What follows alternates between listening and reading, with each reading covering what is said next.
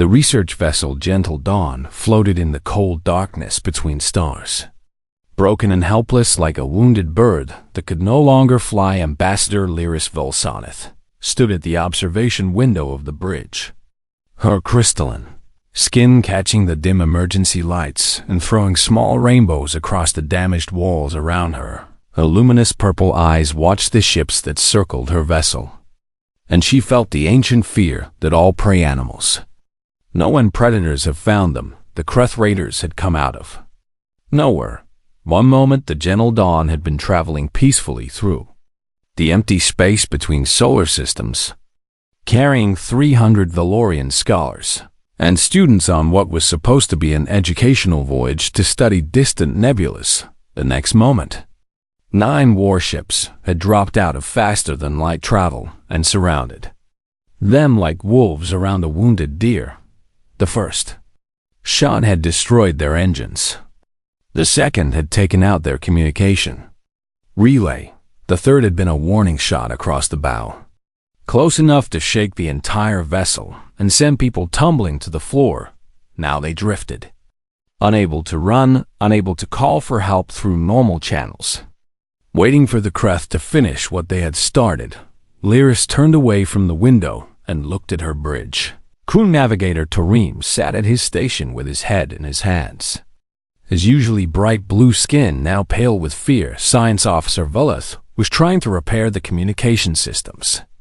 But her delicate fingers trembled too much to work properly. Captain Morath stood in the center of the bridge, an old Valorian with silver running through his crystalline form. And Lyris could see that he had already accepted their fate. The Valorians were not warriors. They had never been warriors. For 10,000 years, they had been scholars and diplomats. Artists and philosophers. They had no weapons on their ships, because they believed that weapons only invited violence. They had no military, because they believed that peace could always be achieved through understanding and communication. Now, that belief was about to get 300 of them killed or worse. The Kreth were not interested in understanding or communication. The Kreth were interested in slaves and resources and conquest. They would board the Gentle Dawn, take what they wanted, and leave the rest to die in the vacuum of space. Lyris thought about the younglings on the lower decks, the children who had come on this voyage to learn about the wonders of the universe. She thought about their parents back home, who had trusted the Valorian government to keep their children safe. She thought about the teachers and scientists who had volunteered for this mission, because they loved sharing knowledge with young minds. All of them were going to die, because the Valorians had been too proud to accept that the universe was not always kind. A communication signal beeped on the damaged console, and Velith managed to bring up the incoming transmission. The face that appeared on the screen was reptilian, covered in dark green scales, with yellow eyes that held no warmth or mercy. This was Gorath, commander of the Kreth raiding fleet, and he was smiling in the way that predators smile when they know their prey cannot escape Valorian vessel. Gorath said, his voice deep and rough like stones grinding together. You will prepare to be boarded within 1 standard hour, and you will offer no resistance, and your people will cooperate fully with my soldiers. And if you do all of these things, I may allow some of you to live as servants in my household. Captain Morath stepped forward with what dignity he could manage. We are a peaceful research vessel carrying civilians and children, he said. And we have no military value and no significant cargo. So I ask you to show mercy and let us go. Gorath laughed, and the sound was like rocks falling down a cliff. Mercy is for the weak, he said. And the weak exist only to serve the strong, and your people have been weak for too long. And it is time you learned your place in the true order of the universe.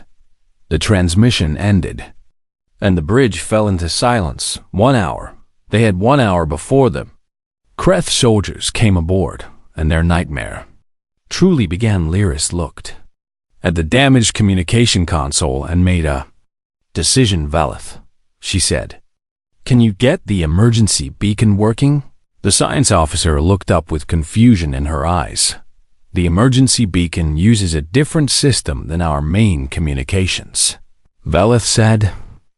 "So yes, I believe I can activate it, but Ambassador, who would hear us out here in this empty space?" Lyris did not answer the question directly. "Just get it working," she said, "and set it to broadcast on all frequencies, military and civilian.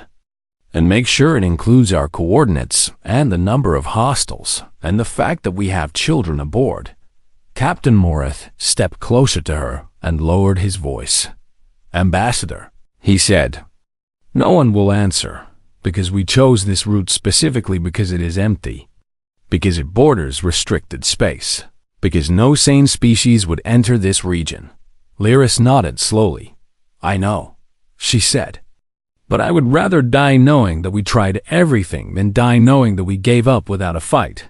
The captain studied her face for a long moment, then nodded and stepped back. "Velith," he said, "do as the ambassador commands." 10 minutes later, the emergency beacon was active. Sending a desperate plea for help into the void, the signal raced outward at the speed of light, crossing the empty darkness, reaching toward the distant stars. Most of that space was empty, lifeless, unmonitored, but some of that space belonged to the restricted zone, the quarantine area that the Galactic Accord had established around a single small solar system 200 years ago. The Valorians had learned about that quarantine in their history classes, and most of them had never thought much about it. But Lyris had access to the classified diplomatic archives, and she knew things about that quarantine that most people did not know. She knew why the Galactic Accord had sealed off that entire region of space. She knew what lived on the third planet of that small yellow star. She knew. And the knowledge terrified her almost as much as the Kreth did on the Kreth flagship. Commander Gorath intercepted the distress signal and laughed again. "Let them beg," he told his officers, "because no one will answer and no one will save them. And their desperate hope will make their despair even sweeter when they finally understand that they are alone." His sensor officer spoke up with a nervous voice. "Commander," the officer said, "there is something strange happening at the edge of our sensor range." Gorath turned with irritation on his face. "What kind of something?" "A ship." "Commander, emerging from the direction of restricted space." The bridge fell silent. Restricted space was Forbidden's territory. No one went there. No one came from there. "What kind of ship?" Gorath demanded. The sensor officer worked his console with trembling claws. "It is small." "Commander, very small. Only about 1/10 the size of our smallest vessel. And its design is unlike anything in our database." "And it is." The officer stopped speaking and his scales went pale. "It is coming directly toward us." "Commander, and it is coming very fast, on the bridge of the gentle dawn." Lyris watched her own sensors and felt her blood run cold. She recognized that ship design. She had seen it in the Forbidden's archives, in the files that were classified at the highest levels of Valorian security. It was human. The deadliest species in the known galaxy had heard their cry for help, and now, for better or worse, everything was about to change. Captain Elena Vance sat in the command chair of the 7th Sun and listened to the distress signal that played through her ship's speakers. The voice was alien, translated by the ship's computer into flat English. But the fear in it was universal. Civilians, children, raiders, 1 hour until boarding. Elena was a small woman with short dark hair and eyes the color of storm clouds. And she had spent 15 years serving in Earth's defense forces before transferring to search and rescue operations. She had never expected to leave the solar system. The 7th Sun was supposed to patrol the outer edges of human space, responding to distress calls from mining vessels and research stations. But here they were, far beyond the boundary that humans had agreed never to cross. answering a call that was never meant for them. "How many hostiles?" she asked her tactical officer. Lieutenant Chung pulled up the sensor data on his screen. 9 vessels, he said. All military configuration, all armed with plasma weapons and missile systems, and they outgun us by a factor of approximately 30 to 1. And the civilian ship, 300 life signs, Chum replied, including what appear to be juveniles based on their smaller biosignatures. Elena nodded slowly and looked around her bridge at her crew of 12. These were her people, her family, the men and women she had served with for years. She knew each of them by name, knew their strengths and weaknesses, knew the faces of their children and the names of their pets. She had no right to ask them to die for strangers. Options? She said. Her executive officer, Commander James Wright, spoke first. "We could retreat and report this to Earth Command," he said, "and let them decide whether to send a proper response force. By the time a response force arrived, those civilians would be dead or enslaved," Elena said. "Yes, ma'am," Wright agreed. The bridge fell silent. Elena looked at the tactical display, at the 9 red dots that represented the Kreth warships, at the single blue dot that represented the crippled civilian vessel. She thought about the children on that ship. Alien children who had never seen a human, who probably did not even know what humans were. She thought about her own daughter back on Earth, a girl of 12 who loved to read and dreamed of exploring the stars. "Open a channel to the lead hostile vessel," she said. Communications Officer Park worked her console. "Channel open." "Captain." The face that appeared on screen was reptilian and cruel, and Elena studied it without expression. "Unknown vessel," the Kreth commander said. "Identify yourself and state your purpose in this sector." "This is Captain Elena Vance of the Earth vessel 7th Sun," Elena replied in a calm and steady voice. "And I am responding to a distress call from a civilian ship under attack." The Kreth commander's yellow eyes narrowed. "Earth vessel," he repeated slowly. "I do not know this designation, and I do not recognize your ship configuration. But I do know that you are interfering in Kreth hegemony business." "I am not interfering in anything," Elena said. "And I am simply asking you to stand down and allow that civilian vessel to depart in peace." The Kreth laughed, and the sound was ugly and sharp. "You are asking me to stand down," he said.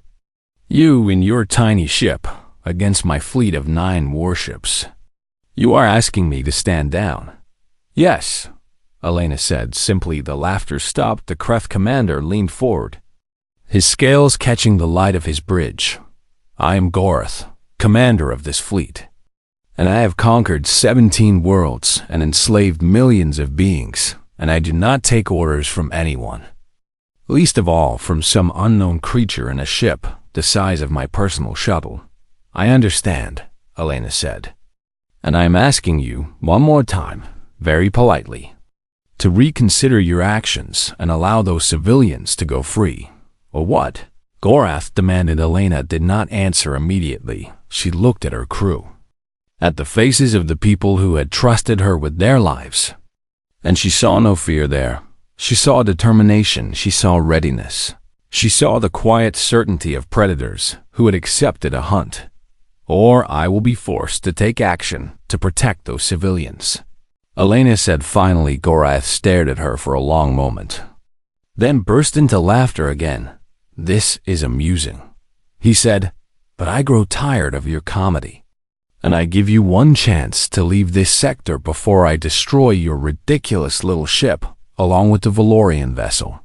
"I cannot do that," Elena said. "Then you will die," Gorath said. And the transmission ended on the bridge of the Gentle Dawn. Ambassador Lyris had watched the entire exchange with growing horror. She grabbed the communication console and opened a channel to the human ship. "Human vessel," she said, her voice urgent and afraid.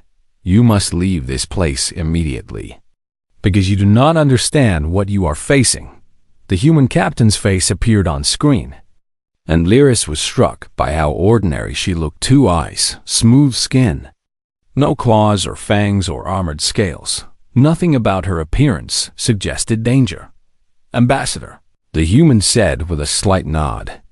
I appreciate your concern, but I am not going anywhere. You do not understand, Lyris said. The Kreth are brutal warriors with a fleet of 9 ships, and you have only 1 small vessel. And they will destroy you without hesitation. I understand the situation, Captain Vance said. Then why are you staying? The human was quiet for a moment. And when she spoke again, her voice was soft. Because you asked for help? Lyris shook her head, her crystalline skin flashing with desperate light. We did not ask for help from humans, she said. And we did not know humans would answer, and we did not want this. Because we know what you are. What are we? The human asked. Lyris hesitated. Then spoke the words that had been burned into her memory from the classified files. You are Class 7 Apex Predators, she said. The highest threat classification in the Galactic Accord database. And you are the species that destroyed the Harkin Dominion in a single generation. And you are the species that the entire galaxy agreed to quarantine, because you were too dangerous to allow among civilized people. The human captain nodded slowly. That is all true, she said. Then how can you help us? Lyris demanded. Because either the Kreth will kill you and then kill us. Or you will kill the Kreth and then kill us. And either way we die. No, Captain Vance said firmly. Because we do not kill civilians and we do not harm the innocent. And we do not prey on the weak. The Harkin would disagree. The Harkin were processing human children for meat, Captain Vance said. And her voice went cold and flat in a way that made Lyris's blood freeze. And they discovered there are consequences for such actions. The transmission flickered as the Kreth ships began to move into attack formation. Ambassador, Captain Vance said. I need you to get your people away from the outer hull and into the most protected sections of your ship. And I need you to do it now. What are you going to do? Lyris asked. My job, the human said. And the transmission ended on the bridge of the 7th sun. Elena turned to her crew. Battle. Stations, she said calmly. No one panicked. No one questioned. They simply moved to their positions, with the smooth efficiency of people who had trained for this moment there. Entire lives, Chun, Elena said. Targeting solutions on all 9 hostile vessels. Ready. Captain. Park. Continuous jamming on all Kreth communication frequencies. Because I do not want them calling for reinforcements. Jamming active. Captain. Right, prepare for evasive pattern Delta 7. And be ready to switch to Alpha 3 on my command. Ready. Captain. Elena took a deep breath and let it out slowly. She thought about her daughter. She thought about her crew.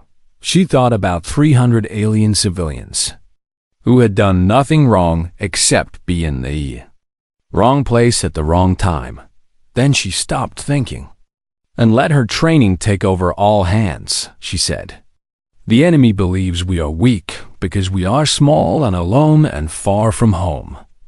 But they are wrong. The first Kreth ships began to accelerate toward them. They believe that numbers and firepower determine the outcome of battle. But they are wrong about that too. Warning alarms began to sound as targeting locks appeared on the tactical display. We are human, Elena said.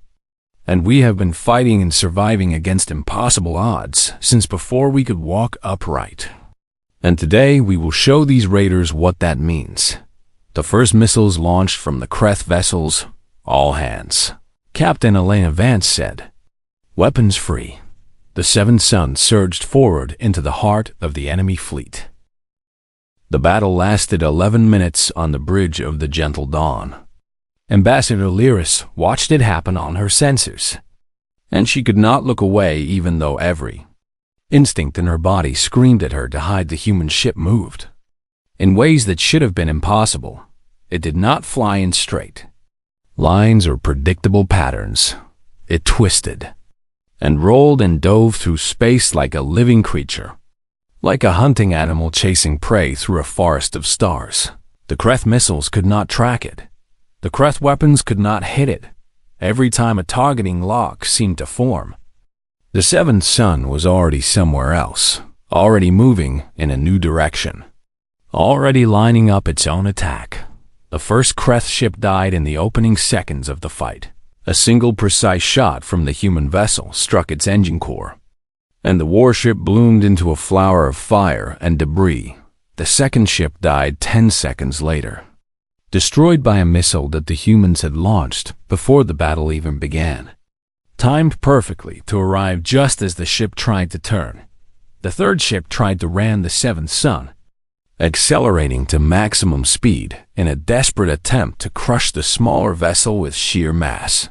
The human captain used the larger ship's own momentum against it, spinning around its hull at the last possible moment and firing directly into its bridge. The warship continued forward, blind and dead, until it crashed into the fourth ship and destroyed them both. 5 ships down in less than 2 minutes. Commander Gorath screamed orders at his remaining vessels, his voice raw with fury and something that Lyris had never heard from a Kreth before: fear. Form a defensive formation, he commanded, and concentrate all fire on that single point, and do not let it get behind us. The 4 remaining Kreth ships pulled together, presenting a unified wall of weapons toward the human vessel. For a moment, nothing happened. The seventh sun hung motionless in space, small and dark against the stars, waiting.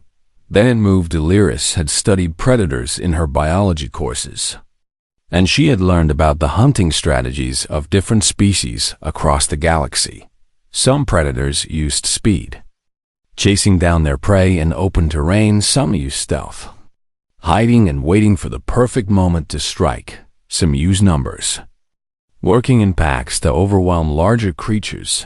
Humans, she had read in the classified files, used persistence. Their ancestors had hunted by following their prey for hours or days, never stopping, never resting, until the prey collapsed from exhaustion. Humans did not need to be faster or stronger than their enemies. They simply needed to keep going when their enemies could not. The seventh sun kept going.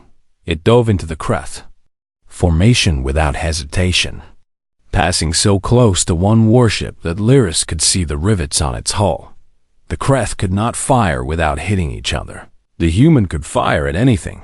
2 more ships died in rapid succession, their hulls torn open by weapons that seemed to know exactly where to strike. The 7th ship tried to flee, breaking formation and accelerating toward open space. The human captain let it go for almost 30 seconds, long enough for the Kreth crew to believe they might escape, long enough for hope to bloom in their hearts. Then a single missile caught up to the fleeing ship and ended that hope forever. The 8th ship surrendered, broadcasting desperate pleas for mercy on all frequencies. The 7th sun did not acknowledge the surrender. It did not fire on the surrendering ship either. It simply flew past, ignoring the Kreth vessel completely, heading directly for the flagship, where Commander Gorath still sat in his command chair. The flagship was the largest ship in the fleet, armed with enough weapons to destroy a small moon. It fired everything it had at the approaching human vessel. The 7th sun danced through the barrage like it was nothing, like the missiles and plasma bolts were raindrops that could not touch it. A single shot disabled the flagship's engines. A second shot destroyed its weapons array. A third shot opened the bridge to space, killing most of the officers instantly. The battle was over 11 minutes. 9 warships reduced to debris and corpses. 1 small human vessel, scratched and scorched but still flying, still fighting, still alive on the bridge of the gentle dawn. No one spoke. Captain Morath stared at his sensor display with his mouth hanging open. Science Officer Velith had tears streaming down her face, though Lyris could not tell if they were tears of relief or terror. Navigator Tarim had fallen to his knees and was making the old gestures of prayer that Valorians had not used in centuries. Lyris understood their reactions. She felt the same impossible mixture of emotions churning in her own heart. They had been saved. They'd been saved by monsters. A communication signal beeped, and Lyris forced herself to answer it. Captain Vance's face appeared on the screen, and Lyris studied her with new eyes. The human looked tired. Lyris realized there were lines of stress around her eyes and tension in her jaw. She had just destroyed 9 warships and killed hundreds of enemy soldiers, and she looked like someone who had finished a difficult day at work. Ambassador, the human said. Are your people safe? Yes, Lyris managed to say. Thanks to you. Good, Captain Vance said. My engineers are going to come aboard and help repair your engines so you can get home. But first, I need to check the flagship for survivors. Survivors? Lyris repeated, confused. Why do you care about Kreth survivors? The human's expression did not change. I do not care about them, she said honestly. But I need to make sure none of them can threaten you once my ship is gone. What are you going to do? Whatever I have to, Captain Vance said. And the transmission ended. The Seventh Sun docked with the crippled flagship, and a small team of humans boarded the destroyed vessel. Lyris switched her sensors to track their movement through the wreckage, watching the human life signs move through the corridors of the dying ship. They found survivors. Most of them were too wounded to pose any threat, and the humans left them where they lay. Some of them tried to fight, and those ones stopped appearing on the sensors shortly afterward. Finally, the human team reached the bridge. Commander Gorath was still alive, pinned under a fallen support beam, bleeding from a dozen wounds. The human captain approached him slowly, her weapon lowered but ready. You killed my fleet, Gorath rasped, his voice wet with blood and disbelief. All of them, for strangers, for people you have never met and will never see again. Someone called for help. Captain Vance said simply, We answered. Gorath tried to laugh, but the sound turned into a cough that sprayed dark blood across his scales. You are insane, he said. Your entire species is insane, and the galaxy was right to fear you and quarantine you. Maybe, the human agreed. Why? Gorath demanded. Why would you risk your lives and your ship for aliens who are nothing to you? Captain Vance was quiet for a moment, looking down at the dying Kreth commander. Because we know what it is like to be small and weak and afraid, she said. Because we know what it is like to cry for help and have no one answer. Because we decided a long time ago that if we ever had the power to help others, we would use that power, no matter the cost. That is stupid, Gorath said. That is human, Captain Vance replied. She turned and walked away, leaving the Kreth commander to die in the dark of his ruined bridge. The flagship's emergency systems were failing, and soon the entire ship would lose atmosphere. Gorath would suffocate slowly, alone, surrounded by the corpses of his crew. It was not a quick death.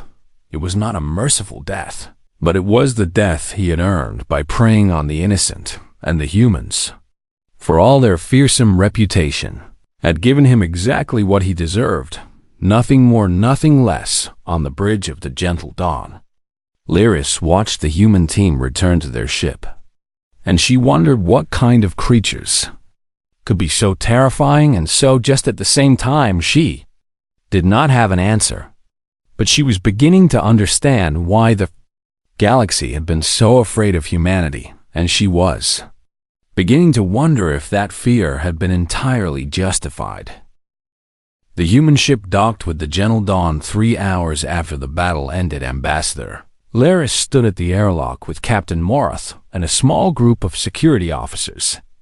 Though she knew the security officers would be useless if the humans decided to turn hostile, they had watched 12 humans destroy 9 warships. What could a handful of Valorian guards do against such creatures? The airlock opened with a soft hiss, and the humans stepped aboard. There were only 5 of them, led by Captain Vance, and they carried tools and medical supplies instead of weapons. Lyris studied them with the careful eye of a diplomat who had spent her life reading the body language of alien species. They moved with a strange economy of motion, never wasting energy, never making unnecessary movements. Their eyes scanned the corridor constantly, noting exits and potential threats. Even though they were among allies, they looked tired and battered and human. So very human.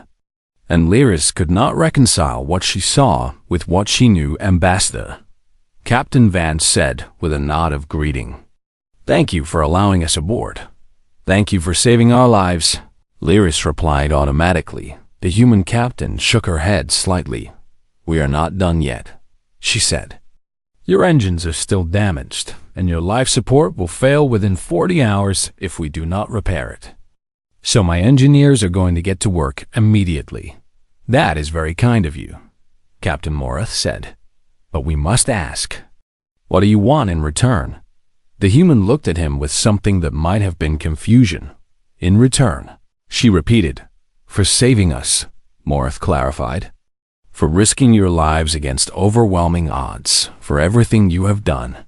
There must be something you want. Captain Vance exchanged a glance with one of her crew. A large man with scars on his face and hands that looked like they had seen many fights. We do not want anything, she said finally.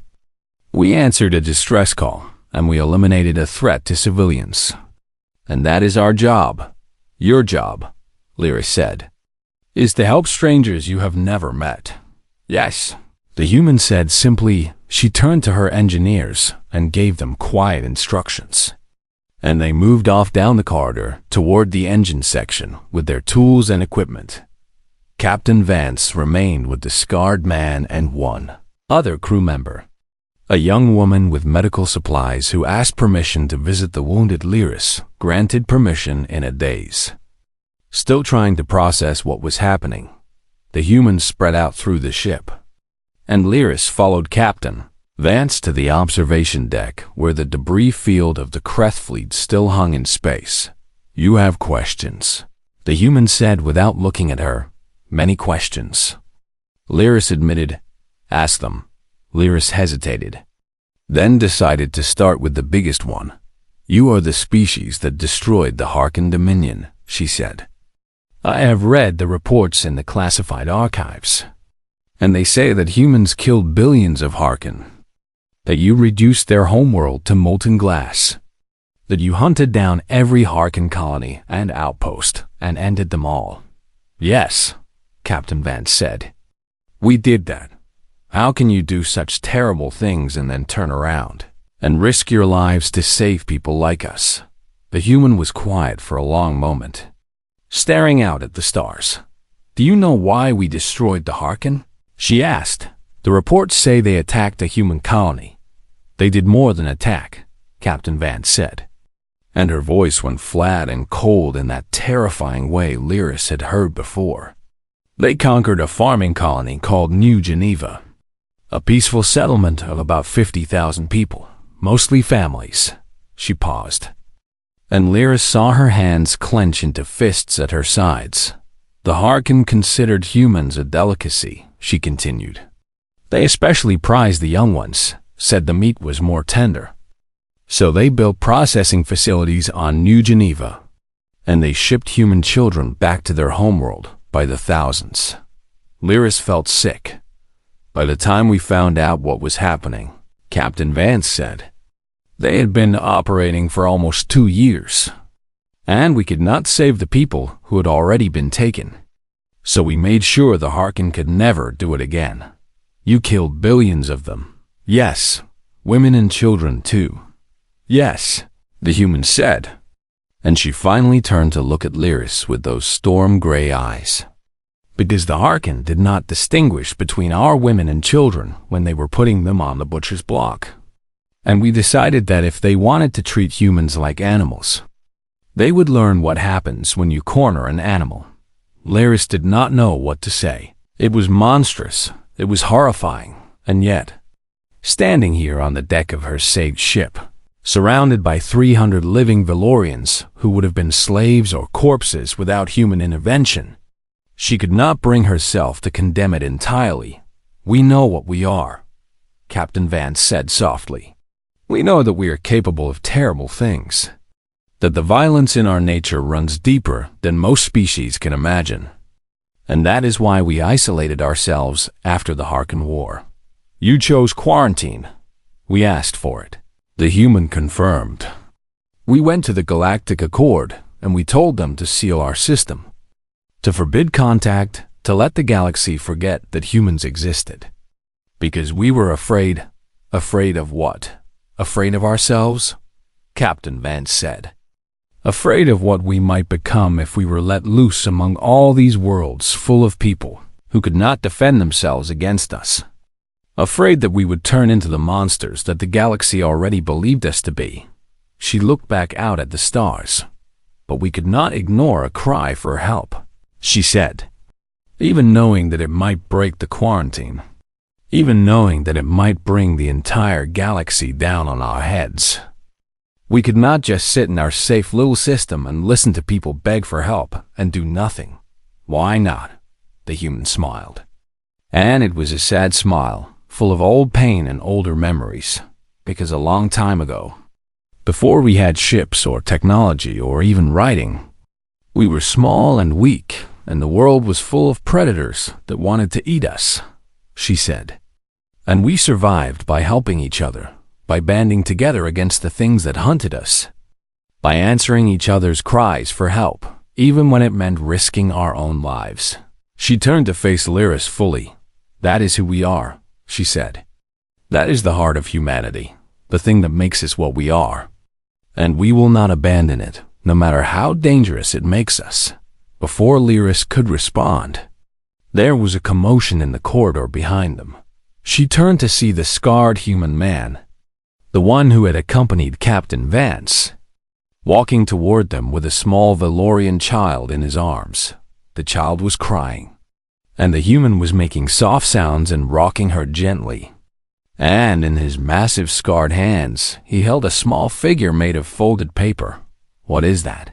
Lyris asked. "It is called origami," Captain Vance said. "Marcus learned it from his grandmother, and he makes paper animals to calm frightened children." The child's crying had stopped, and she was now staring at the paper bird with wide eyes full of wonder. The massive human warrior, the man who had helped destroy 9 warships and kill hundreds of enemy soldiers, was smiling gently and making the paper bird dance. In the air, Lyris felt tears running down her crystalline cheeks. "I do not understand you," she said to Captain Vance. "Most species do not," the human replied. "But that is okay, because we do not fully understand ourselves either." She watched Marcus carry the child back to her parents, watched the Valorians shrink away from him in fear, even as their daughter laughed and clutched her paper bird. "We are monsters," Captain Vance said quietly. "But we are monsters who chose to be kind, and that is the only thing that separates us from creatures like the Kreth." Lyris wiped her tears and made a decision. "I am going to recommend that the quarantine be lifted," she said. The human looked at her with surprise. "Are you sure that is wise?" "No," Lyris admitted. "But I think the galaxy needs monsters who choose to be kind. And I think we have been hiding from you long enough." Captain Vance was quiet for a moment. Then she nodded slowly. "Thank you, Ambassador," she said. "I hope you do not come to regret that decision." "So do I," Lyris replied. But watching Marcus fold another paper bird for another frightened child, she did not think she would. The gentle Dawn limped home with the 7th Son flying escort beside her. The journey took 3 weeks. 3 weeks of repairs and conversations and slowly growing understanding between 2 species who had never been meant to meet by the time they reached Valorian space. The news of what had happened had already spread across the galaxy. The Kreth hegemony was furious. 9 warships destroyed by a single vessel from restricted space. Their commander dead, their fleet reduced to debris, And shame, they demanded justice from the Galactic Accord. They demanded that the humans be punished for violating the quarantine. They demanded that the Valorians be sanctioned for accepting help from a forbidden species. The Galactic Accord convened an emergency session on the great space station of Harmony Prime, a gathering of representatives from 300 different worlds, all of them wanting answers about what had happened in that empty space between the stars. Ambassador Lyris Velsonith stood at the podium and looked out at the assembled delegates. There were Kreth in the audience, their scales dark with anger. There were Harvani, tall, thin beings with multiple arms who had always advocated for maintaining the human quarantine. There were Delari, Sistari, Vamathi, and dozens of other species, all watching, all waiting to hear what she would say. Lyris took a deep breath and began. 3 weeks ago, she said, a research vessel called the Gentle Dawn was attacked by Kreth raiders in neutral space. She described the attack in detail. The fear, the helplessness, the certainty that they were all going to die. She described the distress call they had sent out, the signal that had raced into the void with no expectation of an answer. She described the moment when a single small ship had appeared on their sensors, emerging from restricted space, heading directly toward the Kreth fleet. One ship, Lyris said. 12 crew members against 9 fully armed Kreth warships. The Kreth delegate stood up with fury in his yellow eyes. They attacked without provocation, he shouted. They violated the quarantine and murdered hundreds of Kreth soldiers. They answered a distress call, Lyris replied calmly. They asked your commander to stand down, and he refused. And then he attacked them. They should have retreated. They chose not to, Lyris said. And I am grateful that they made that choice, because 300 Valorians are alive today because of their decision. The chamber erupted in noise. Delegates shouting at each other, demands for order from the presiding council. Chaos filling the great hall. Lyris waited patiently until the noise died down. I have read the classified files about humanity, she continued. I know what they did to the Harkon Dominion. I know why the quarantine was established. And I know that many of you in this chamber believe that humans are too dangerous to allow among civilized species. She paused and looked around the room. You are not wrong to fear them. The chamber went silent. I watched 12 humans destroy 9 warships in 11 minutes. Lyris said, I watched them move through that battle like predators, hunting prey. Efficient and ruthless and absolutely deadly. And I understood in that moment why the galaxy quarantined their world. She saw the Kreth delegate nodding in agreement. But then I watched something else, Lyris continued. I watched those same humans board our damaged ship, not as conquerors, but as helpers. And I watched them tend to our wounded with gentle hands and repair our engines with patient skill. She touched the small paper bird that she had kept in her pocket ever since Marcus had given it to her. I watched a human warrior fold paper into the shape of a bird to comfort a frightened child, she said. And I realized that everything we thought we knew about humanity was incomplete. The Harvani delegate stood up, her multiple arms folded in disapproval. Are you suggesting that we lift the quarantine? She asked. That we invite these dangerous creatures into our society simply because they showed you kindness once? I am suggesting, Lyris replied, that we have been looking at humanity the wrong way for 200 years. She activated the holographic display behind her, showing images from the human ship and the aftermath of the battle. We quarantined them because we feared what they could do, she said. We looked at their capacity for violence, and we assumed that violence was all they were. And we never stopped to ask what they would actually do with that power. The images showed Captain Vance talking with wounded Valorians, showed engineers working side by side with alien counterparts, showed Marcus teaching origami to a group of children. They chose isolation, Lyris said. They came to the Accord 200 years ago and asked to be quarantined because they were afraid of becoming the monsters we believed them to be. And they have spent 2 centuries alone in their solar system, watching the stars and waiting for the galaxy to give them another chance. And now they have violated that quarantine. The Kreth delegate shouted. Yes, Lyris agreed. Because they heard a cry for help and they could not ignore it. Because helping others is more fundamental to their nature than their capacity for violence. Because they are monsters who chose to be kind. The chamber fell silent again. Lyris looked at the faces around her. The fear and doubt and confusion on so many different species. I am not saying that humans are safe, she said. I am saying that safety was never the right question to ask. Because the galaxy is not safe. It has never been safe. And it will never be safe, no matter how many species we quarantine. She turned to face the Kreth delegation directly. The right question is whether humans will stand with us or against us when danger comes, she said. And I believe they have answered that question clearly. The presiding council called for a vote. It took 3 hours of debate. 3 hours of arguments and counter-arguments and impassioned speeches from dozens of delegates.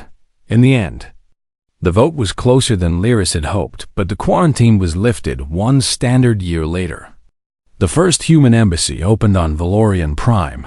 It was a small building, modest and unassuming, staffed by a handful of humans who had volunteered to be the first official representatives of their species to the wider galaxy. Among them was a large man with scars on his face and gentle hands.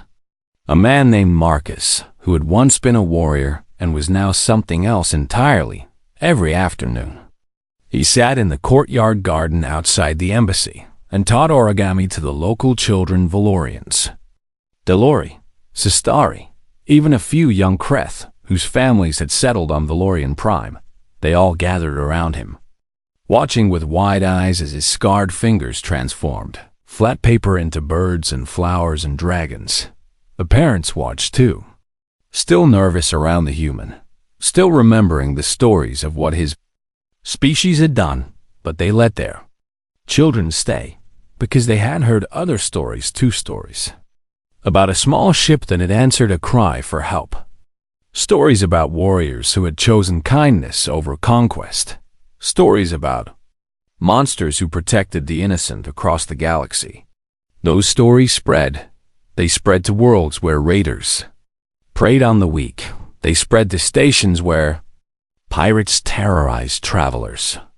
They spread to colonies where people lived in fear of what might come out of the dark, and everywhere they spread, a new truth began to take root. If you are lost, the stories whispered.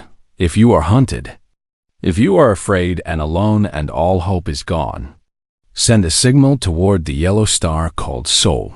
Send a cry for help into the void, because the deadliest species in existence is listening, and they will answer. And God, help anyone who stands in their way in the courtyard garden of the human embassy.